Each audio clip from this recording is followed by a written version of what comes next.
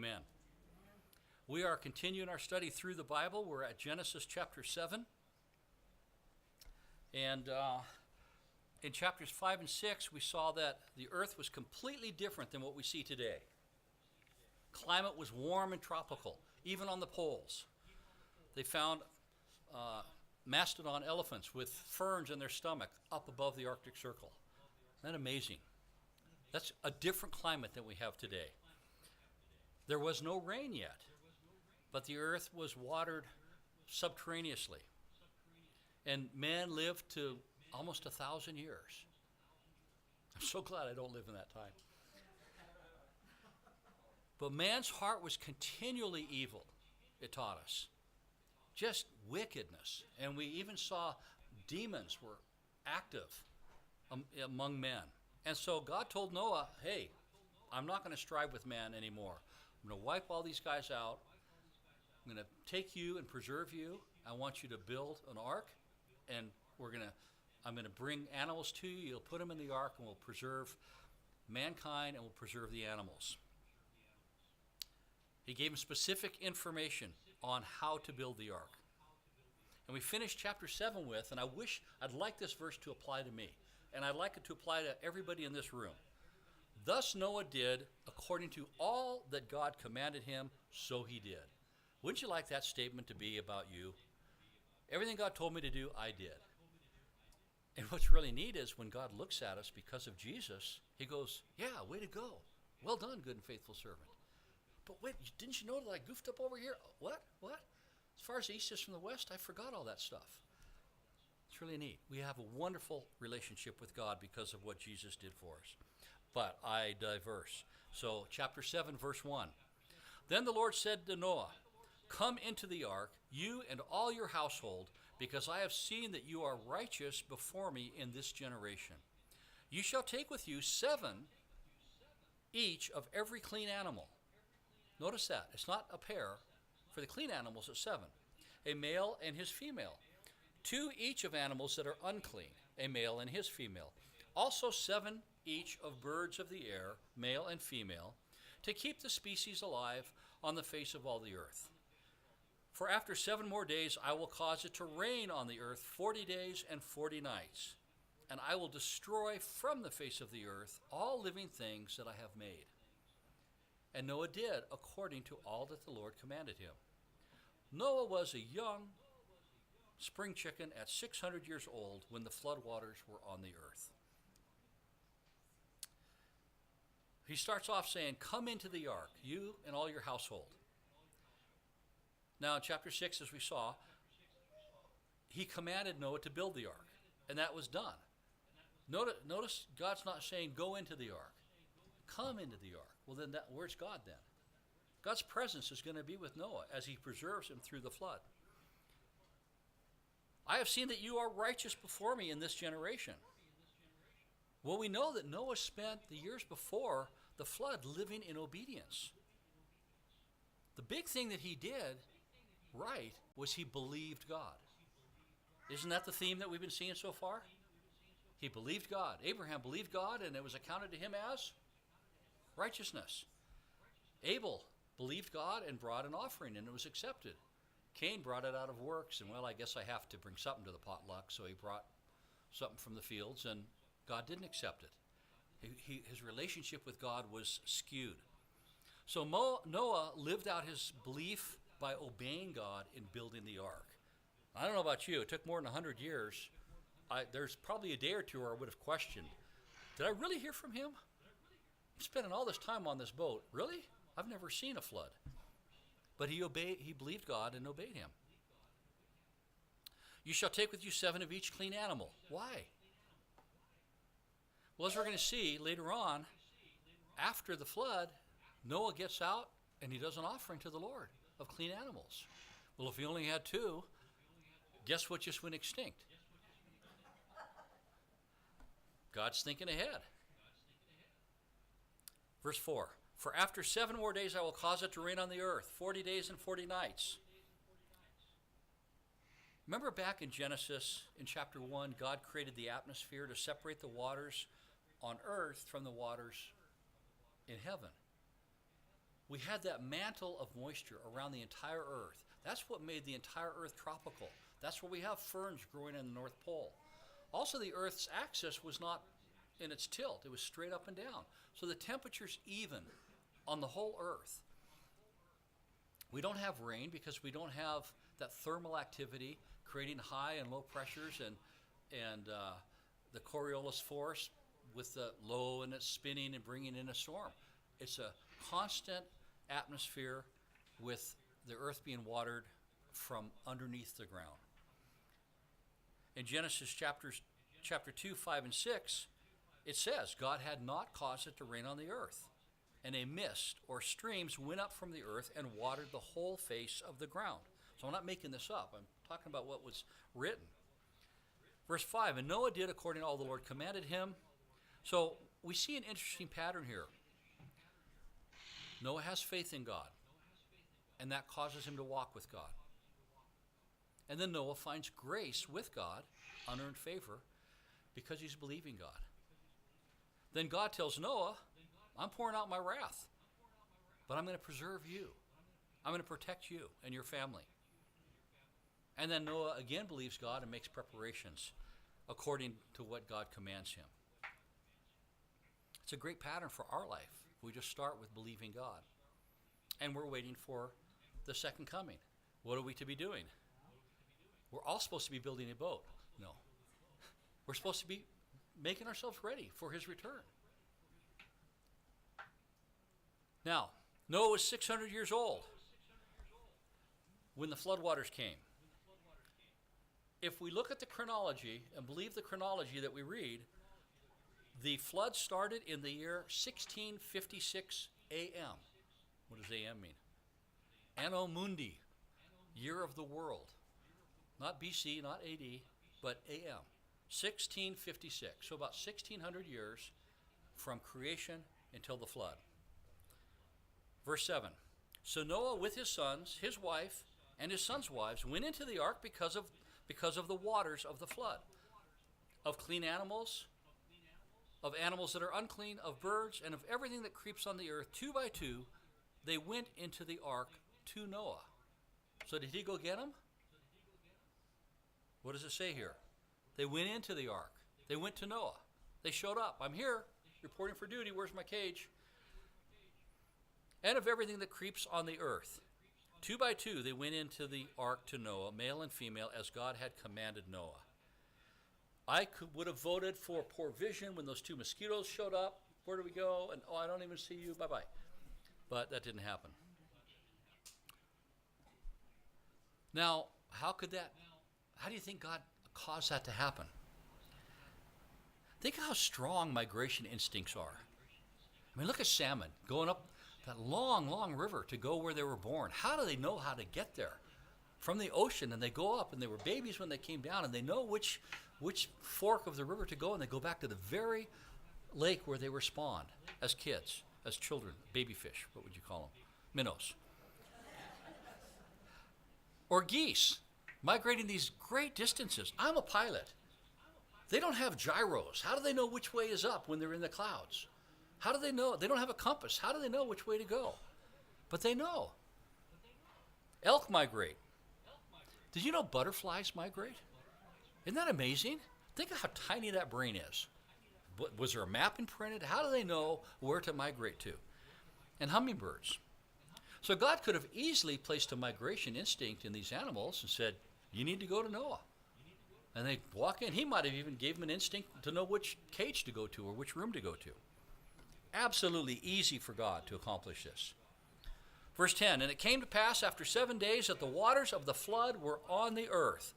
In the 600th year of Noah's life, in the 2nd month, the 17th day of the month, on that day, all the fountains of the great deep were broken up, and the windows of heaven were opened.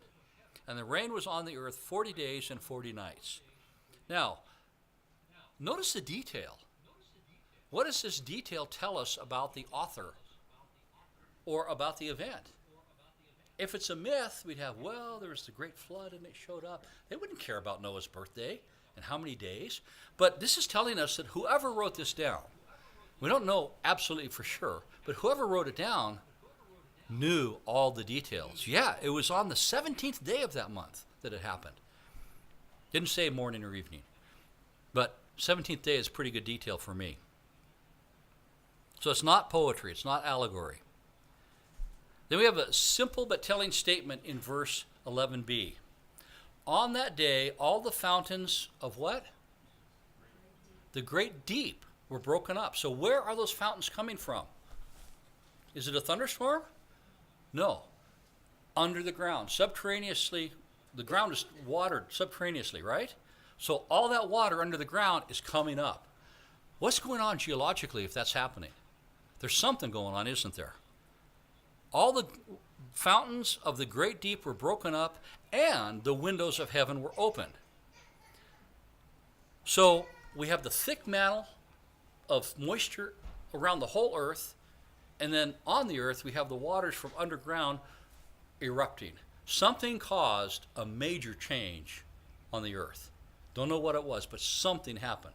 God may have just spoken it. We may have had a meteor hit. We may have had multiple volcanoes going off. If you've got that thick mantle, I would think, I'm not a weather guy. I mean, I know weather because I'm a pilot, but when the air cools, the air can't hold as much moisture, so it would begin to rain. So I would think something happened, and that mantle is all of a sudden just raining and just dropping out of the atmosphere, flooding the earth. Then on top of that, you have underneath all the water coming up. There's some temperature change.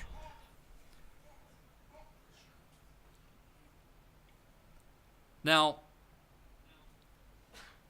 the earth was incredibly different than now. You know what we haven't read is, were there even mountains? Haven't read that there were mountains. The earth could have been almost like a sphere.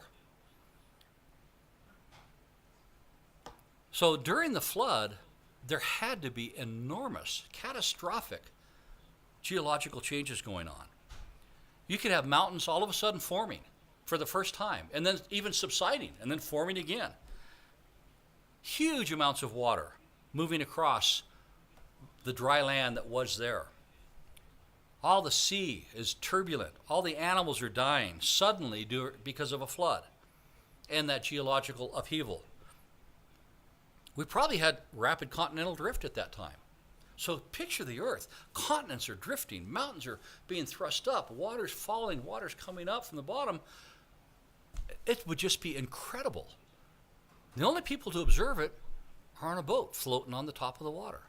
If there's a mountain, if the Tetons are springing up, is Noah going to even notice it over there in the Middle East as he's floating on the water? No. There could be huge tsunamis and he wouldn't even know it.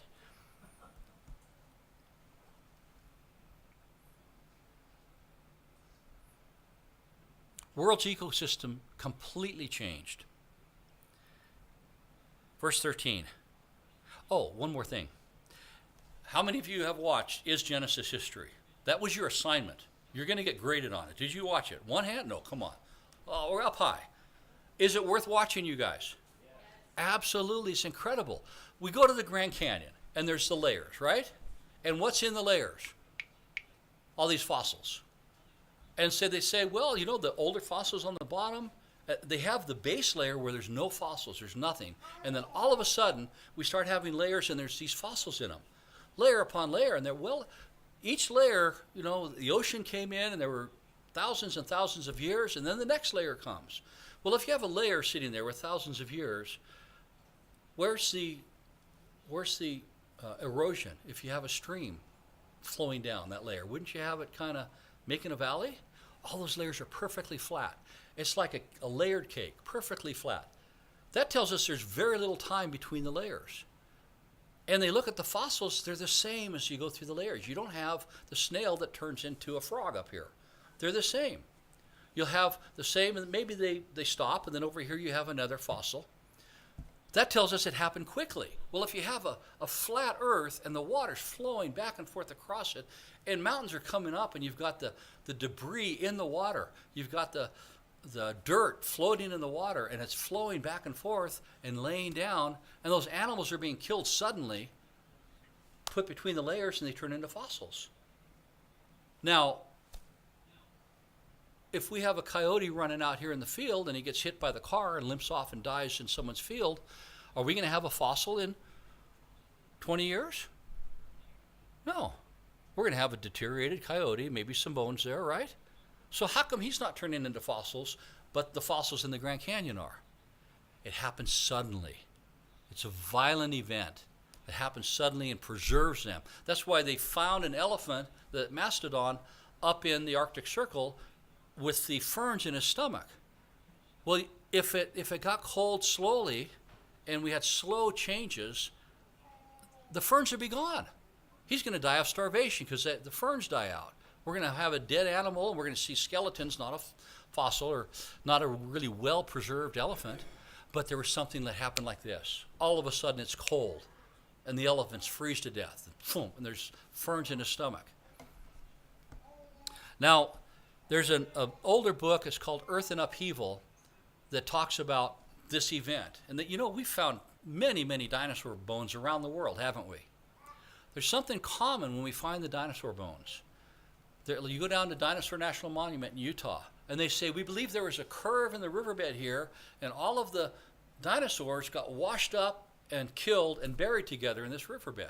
You've got all these different kinds of species that would be running away from each other if they were alive, but they're piled up together, bones broken. You can tell it was some sort of catastrophe having to do with water. They find that all over the earth, and they're preserved. They're fossilized. That tells you something happened.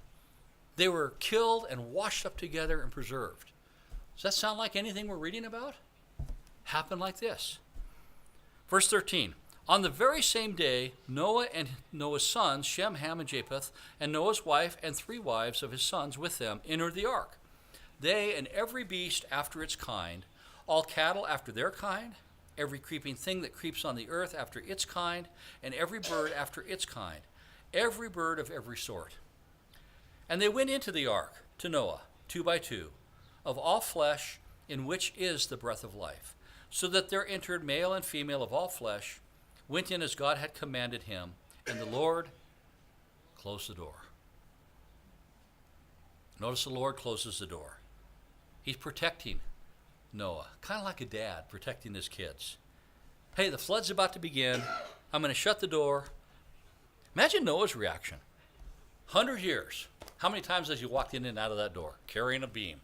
Ooh, the door closed. And I didn't close it. The spook movies. Closes. Oh, I guess we're going. Did you remember? Did you turn off the toaster? I don't know. But God spoke to you to build this boat. Just be exciting. Then you start to hear the rain on the roof. Remember, it hadn't rained. Wow. And then the boat starts to groan, and you hear the splashing on the side. I've done some sailing, and it sounds like sledgehammers hitting the side sometime. Imagine them hearing that. It's kind of dark in there. They got their oil lamp. The door's shut. And the animals are, complaining. I don't know, just what a dramatic moment. Notice similarity to Revelation chapter 3:7. To the angel of the church in Philadelphia write, these things says he who is holy, he who is true, he who has the key of David, he who opens and no one shuts, and shuts and no one opens. God shut the door. You're going to be in there till it's time to open it. God had control of it, and he's looking out for Noah's best interest. No one interferes with Jesus opening and shutting the door. Verse 17. Now the flood was on the earth 40 days. 40 becomes a biblical number. How many things can you think of that were 40 in the Bible? You scholars. Anybody? I see a head shaking. Can none of them or many? There's many. How many days was Jesus tempted? 40. If you look at the kings, many of them lived for 40 years. Some of them might have lived for 40 days, the bad guys. They wandered in the wilderness for how long? 40 years. So the 40 has what can the 40 represent? It's like a period of testing. It's also a period of deliverance. It's a long period of kind of completion. Verse 17, now the flood was on the earth for 40 days, it simply restates verse 12, saying that it rained for 40 days. The actual flood lasted a lot longer. We've got 40 days of the water just coming from both directions. The waters increased and lifted up the ark. Whoa, Dramamine. It rose high above the earth. The waters prevailed and greatly increased on the earth. You getting the idea? It's getting deeper and deeper. The boat's floating. And the ark moved about on the surface of the waters. And the waters prevailed exceedingly on the earth. How many more sentences can we have of more water? And all the high hills under the whole heaven were covered. So is this a localized flood? Not according to this verse. According to this verse, the whole earth flooded. The waters prevailed 15 cubits upward, and the mountains were covered. Now, before the flood, again, we don't know how high the hills were. If the earth was a perfect sphere, 15 cubits, how big's a cubit? Anybody know? It's that big. Okay? 15, I'm not raising my hand. That's a cubit. So 15 cubits would have only been about 22 feet. Well, that's enough to kill everything, I would think. Seems like it would be bigger. If the earth was a perfect sphere with the water that we have on the earth now, the earth would be covered by 2.5 to 3 miles of water. So there is enough water to get this job done. And so verse 21, all flesh died that moved on the earth, birds and cattle and beasts and every creeping thing that creeps on the earth, and every man, all in whose nostrils was the breath of the Spirit of life. All that was on the dry land died. So he destroyed all living things which were on the face of the ground, both man and cattle, creeping thing and bird of the air. They were destroyed from the earth. Only Noah and those who were with him in the ark remained alive. And the waters prevailed on the earth 150 days. So everything died that wasn't in the ark. Nothing on the face of the earth alive for 150 days, about 5 months, except for those in the ark. And as we talked about, water washing across continents, laying down sediment, earthquakes of unimaginable power, mountains being thrust up, back down. Now, if we have layers and layers stacked upon each other, like the Grand Canyon, they say, the scientists think the Grand Canyon took how many years to form? That little river carving it out? Thousands and thousands? But we know from Mount St. Helens that canyons can be formed in a day. Now, if you have all this water on the earth, and then it's got to flow out, and you've got this hump that is flowing over, it's going to carve that canyon in a matter of days. And we have two perspectives on the creation of the world. The one that takes lots and lots of time and everything happened very slow, according to the theory of uniformity, or we have creation. It happened quickly. I'm a creation guy. You can be whichever one you want. It doesn't matter with regard to your salvation. I do have a question about believing God, because God said he did it, and I believe him. But I believe it doesn't matter. It doesn't pertain to your salvation. You can be an old earth, and I'll still go to lunch with you. Okay?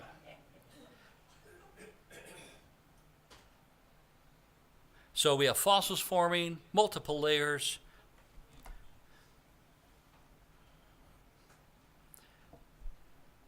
Let's go to chapter 8, verse 1. Then God remembered Noah. Well, he never forgot Noah. It's just the style of writing. It's like his focus is back on Noah here. Earth, okay, I'm working on the earth here. All right, oh, cool. That's going to be a cool mountain. People are going to hike that and climb it. That's good. I'll leave that one alone. Let's go over here. We'll make Death Valley. Over here, we'll, spread the continents. All right, now time to focus back on Noah. I think I'm done here.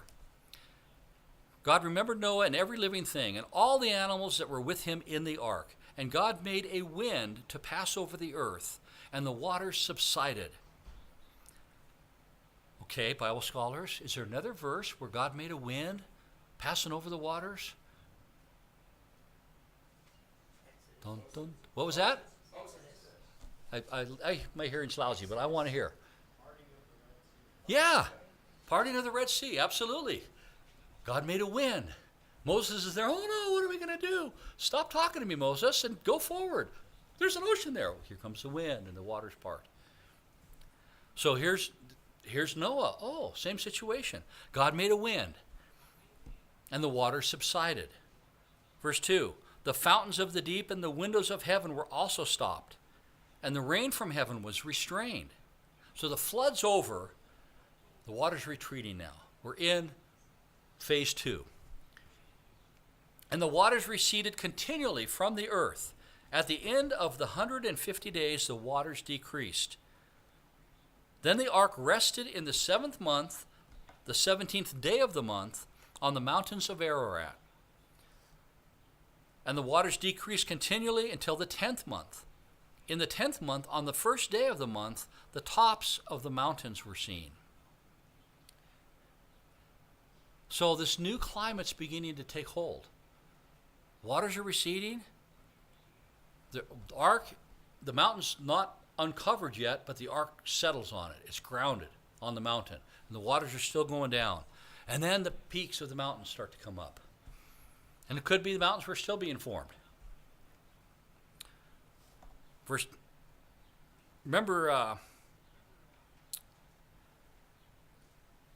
2, where the fountains of the deep and the windows of heaven were also stopped, the condensation of this thick mantle was done. All that water came out of the atmosphere. So when we look outside, what would it look like now? That sky is blue. I've never seen that before. Those little puffy white things instead of the solid mantle. UV rays are now coming into the atmosphere, coming into Earth. Oh, I got burnt. I need suntan lotion. All that stuff is new. It's a completely different world. The 150 days of the water subsiding, where's it going? Are there new valleys now that the water's flowing down into? We've got mountains going up. We have the ocean bottoms going down.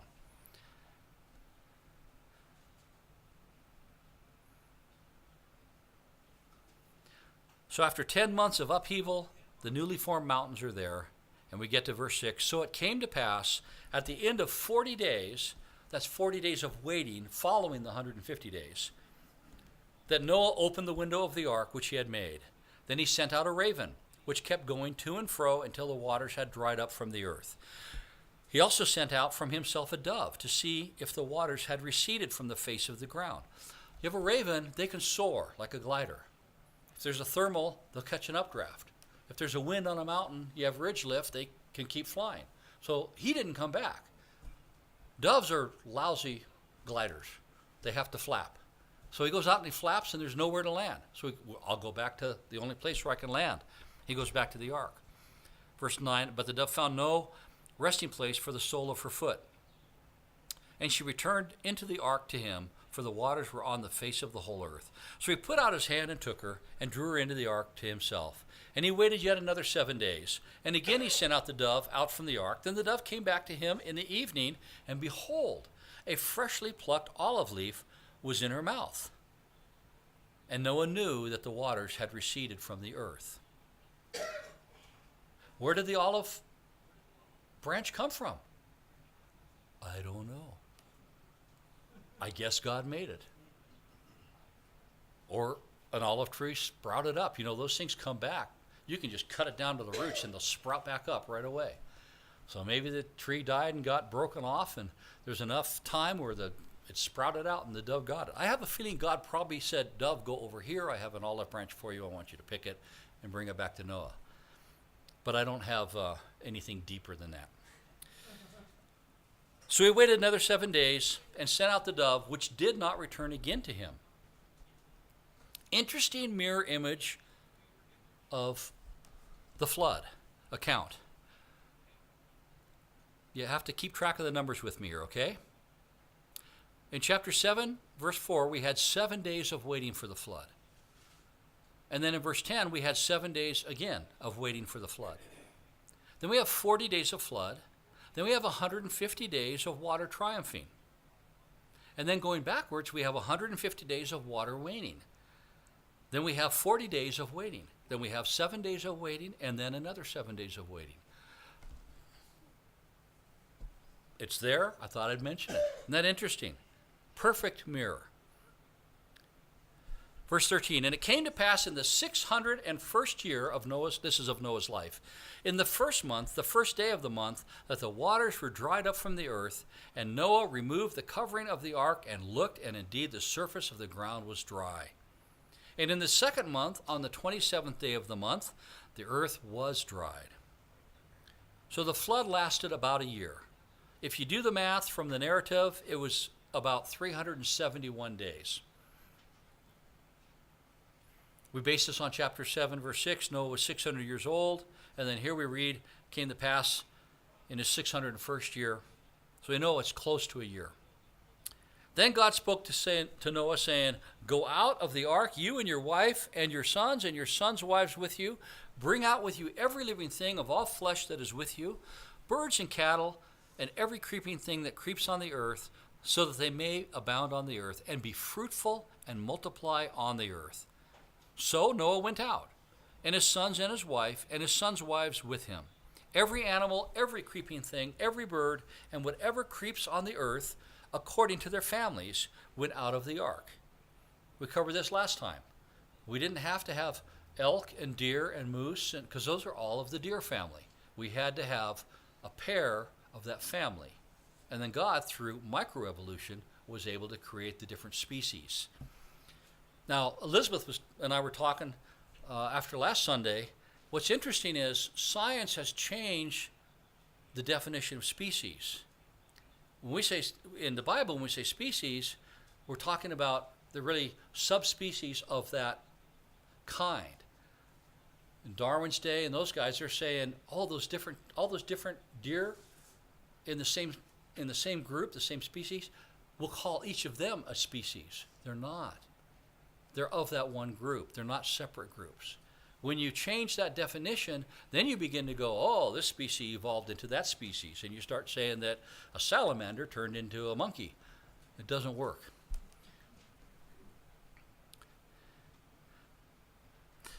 Verse 20. Am I on verse 20? Did I skip anything? Okay. Then Noah built an altar to the Lord. Look at the first action Noah takes after coming out of the ark. What's his top of mind? Hey, God, what's going on? Hey, God, how's our relationship? He gets out, first thing on his mind, Lord, if I got out, I might go, world, ooh, olive tree, ooh. No, Lord, you created all this. You're first. That's what needs to be first on our mind. He gets out of the ark, he builds an altar to the Lord, and he took of every clean animal and every clean bird. Oh, why were there 7 of them? And offered burnt offerings on the altar. Now, a burnt offering, you take it, you put it on the altar, it's completely consumed. Burnt means I'm totally giving it over to you. The burnt offering in Leviticus was an offering of dedication, consecration. I'm totally giving it over to you. I'm totally giving myself over to you. This offering, I'm totally giving to you. It's going to be completely consumed by you. It's all about you, Lord. And so the type of offering Noah is doing is, Lord, I'm totally dedicated to you. It's all about you. There are other offerings in Leviticus. There's a peace offering where we celebrate our having peace with God. It's not to make peace with God. It's I'm enjoying peace with you. I just want to celebrate that with you. There's a fellowship offering. And I really like that one because you'd bring your lamb or whatever you're going to offer, and they'd slaughter it and divide it into 3 portions. One portion goes to the altar, and that's God's peace. Another portion goes to the priest, that's his peace. The third portion goes to you and your family. And you're supposed to sit down by the temple and eat it. So what you're doing is you're barbecuing together. The fellowship offering. I'm bringing it, I'm eating with God. I'm eating with the priest, and my family's here. Let me tell you, family, I want to tell you about how good God is. And you're together celebrating the wonderful fellowship you have with God. And then there's the sin offering, which of course required blood, and they sprinkled the blood, and there has to be death and blood to pay for sin. So what kind of offering was Noah doing? Burnt offering. What was the problem with Cain and Abel? Abel was dedicated to God. Cain wasn't. What was the problem with mankind before the flood? All of Cain's descendants they could care less about God. They left God's presence, and they're going about their own business. Noah was a man after God who believed God. So you see the important mindset that's going on, that's threaded through this story. God's preserving his people.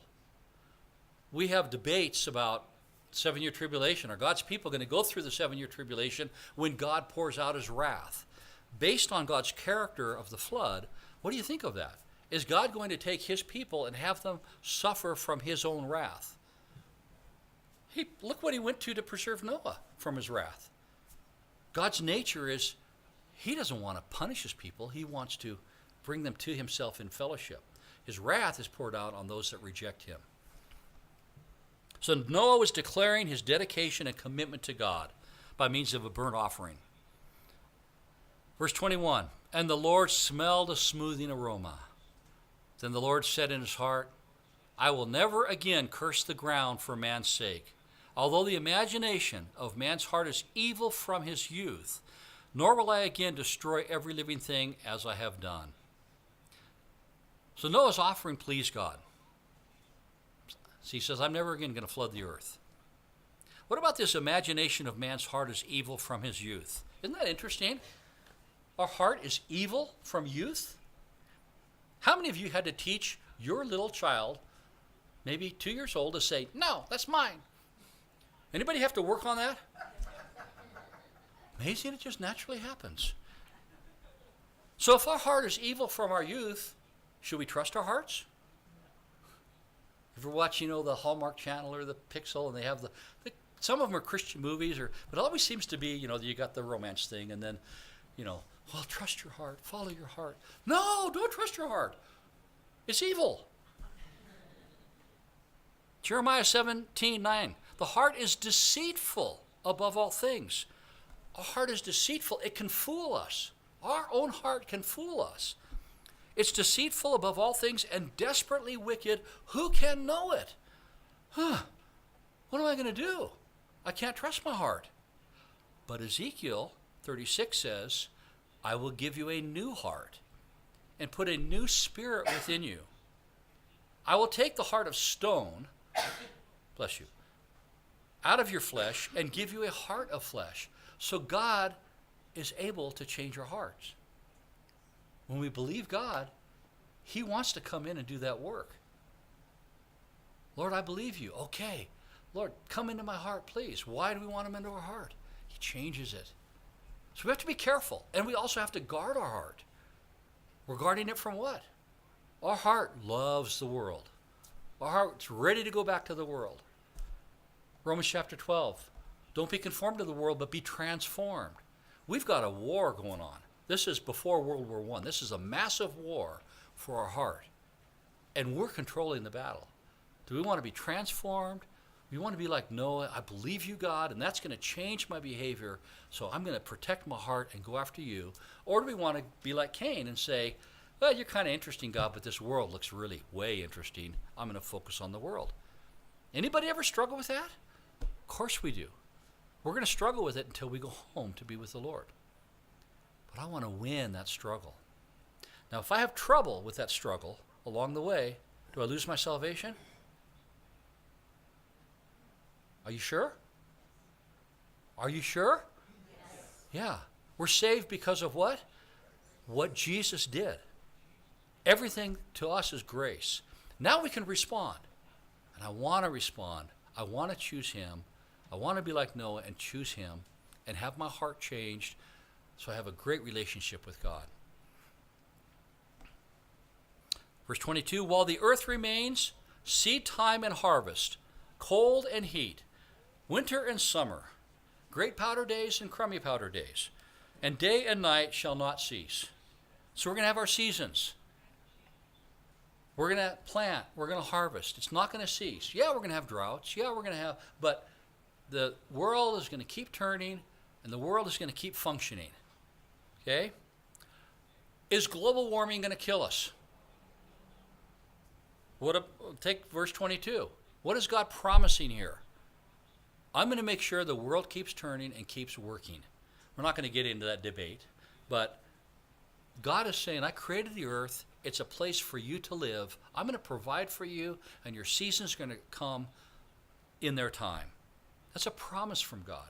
We can count on it. So that's the end of the flood. In the next chapter, we start looking at, what's going on with man and Noah, and as they're out in the ark, outside of the ark. Last time we looked at all of the sightings of the ark that have been claimed. It's really interesting. If this is not myth, there's probably evidence out there. Now, a long time ago, last time we were in Exodus, do you guys remember looking at the remnants at the bottom of the Sea of Aqaba, the chariot wheels on the bottom of the ocean, and the big alluvial plain where we think Israel camped, and that big valley where God had the pillar of fire? We found it all. We found these remnants. Mount Sinai with the top that was burnt. Remember the rock, the split in half? It's 10 stories tall, and it's up on top of the hill, and you can see the evidence of water flowing out of the rock. Big, what do you call those cups when the water carves a cup in a rock? Is there a name for that? It's a rock cup, maybe. And there's a picture of the guy standing in it. It's above his head, this big, huge curve where the water flowed out, that rock that split in half and flowed out and watered the nation Israel. It's not myth. There's evidence. I'll tell you, the ark's probably there somewhere. Maybe one day we'll find it. What will the world say when we find it? Because you have to deal with, is God real or not? Is this myth or not? When we find it, you know what I bet? The earth will still reject God. So we'll stop there, and we will pick it up in chapter 9 next time. Father, thank you. You are magnificent. Your glory fills the heavens and the earth. And to think of all you did during this flood. And there's got to be stuff we have no clue about that you did. But Lord, we want to choose to believe you. Not just out of obedience to you and because it pleases you, but because it's true. Lord, you're the way and you are the truth and the life. And so, Lord, help us to believe you. Help us to realize how huge you are as God. That you don't need to work within the boundaries of the laws of nature. That you created the laws of nature and you can work inside them or outside of them. So thank you, Lord. Thank you for showing yourself to us. In Jesus' name, everyone said,